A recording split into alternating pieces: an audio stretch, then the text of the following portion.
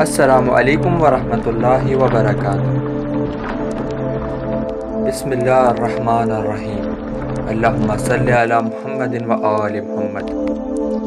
ہمارے چینل حسین ریکارڈز کو سبسکرائب کیجیے اور ساتھ ہی میں موجود بیل آئیکن کو بھی کلک کرنا نہ بھولیے۔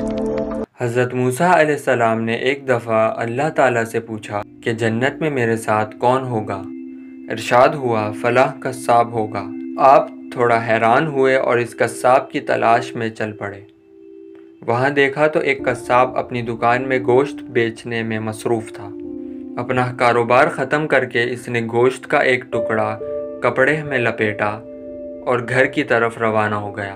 حضرت موسیٰ علیہ السلام نے اس کسائی کے گھر کے بارے میں مزید کچھ جاننے کے لیے بطور مہمان گھر چلنے کی اجازت چاہی۔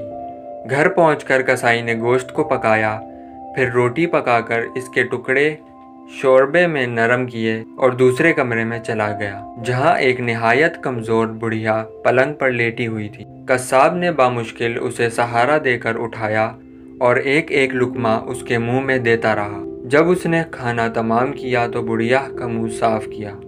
بڑھیا نے قصاب کے کان میں کچھ کہا، جسے سن کر کسائی مسکرایا اور بڑھیا کو واپس لٹا کر باہر آ گیا۔ حضرت موسیٰ علیہ السلام جو یہ سب کچھ دیکھ رہے تھے، آپ نے قصاب سے پوچھا، یہ عورت کون ہے اور اس نے تمہارے کان میں کیا کہا جس پر تم مسکرا دیے؟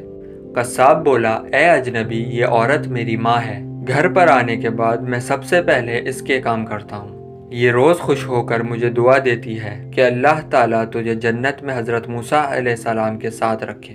پھر میں مسکرا دیتا ہوں، بھلا میں کہاں اور حضرت موسیٰ علیہ السلام کہاں؟